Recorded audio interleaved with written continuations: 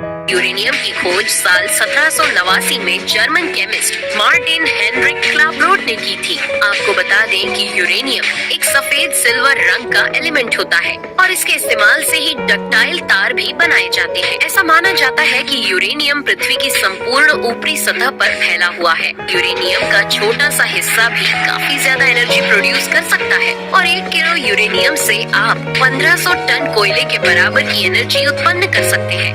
तो एक नाखून के बराबर यूरेनियम से 807 किलो कोयले और 564 लीटर ईंधन ऑयल के बराबर एनर्जी मिल सकती है। पर ऐसा नहीं है कि यूरेनियम से सिर्फ फायदा ही होता है। यूरेनियम से मानव जीवन पर काफी सारे प्रभाव पड़ते हैं और सिर्फ हम इंसानों पर ही नहीं बल्कि जानवरों पर भी यूरेनियम का काफी ज्यादा असर पड़ता है। ही नहीं, यूरेनियम को लेकर भारत में भी काफी शोध किया गया था और झारखंड के जिस गाँव से यूरेनियम निकलता है उस गाँव के 5 किलोमीटर के आसपास के लोग यूरेनियम की रेडिएशन से ग्रसित हैं। साल 1967 में जब हमारे देश के झारखंड में यूरेनियम की खुदाई की गई थी, उसके बाद से ही यहाँ के लोग कैंसर जैसी बीमारियों से जूझ रहे हैं। कुछ समय पहले हुई एक रिसर्च में पता लगा था कि 65 ग्राम यूरेनियम प्राप्त करने के लिए लगभग 1000 किलो ओरे की खुदाई करनी पड़ती है। उसके बाद इसे केमिकल्स की हेल्प से यूरेनियम में कन्वर्ट किया जाता है।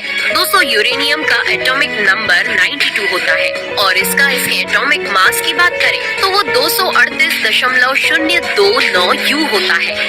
आखिर वो यूरेनियम फ्यूल बनता कैसे है? सबसे पहले यूरेनियम जमीन से प्राप्त किया जाता है। इसे भी बाकी मिनरल्स की तरह ही जमीन से निकाला जाता है, लेकिन इसकी प्रोसेस बेहद ही कठिन होती है क्योंकि इसका तापमान काफी ज्यादा होता है। इसलिए इसे मशीनों की मदद से धरती के अंदर से निकाला जाता है। उसके बाद खदानों में यूरेनियम फ्यूल बनाने की प्रोसेस शुरू होती है। क्योंकि यूरेनियम का तापमान बहुत अधिक होता है तो इस वजह से खदानों का टेम्परेचर ज्यादा ना हो, इसलिए उन्हें ठंडा रखने के लिए भी मशीनें लगाई जाती है और जो कर्मचारी खदानों में काम करते हैं वो सीधे यूरेनियम के संपर्क में नहीं आते हैं और वो मशीनों के द्वारा ही खदानों में सारा काम करते हैं। यूरेनियम फ्यूल बनने के लिए यूरेनियम को कई सारे केमिकल प्रोसेस से गुजरना पड़ता है और तब कहीं जाकर यूरेनियम फ्यूल बनता है। तो आपके दिमाग में इसकी कीमत को लेकर सवाल आ रहे होंगे। तो दोस्तों, आपको बता दें कि हजारों या लाखों में नहीं बल्कि इसकी कीमत करोड़ों में होती है। 1 किलो यूरेनियम की कीमत 3 करोड़ से भी अधिक बताई जाती है। पूरी दुनिया में सबसे ज्यादा यूरेनियम की खदान ऑस्ट्रेलिया में पाई जाती है और यूरेनियम का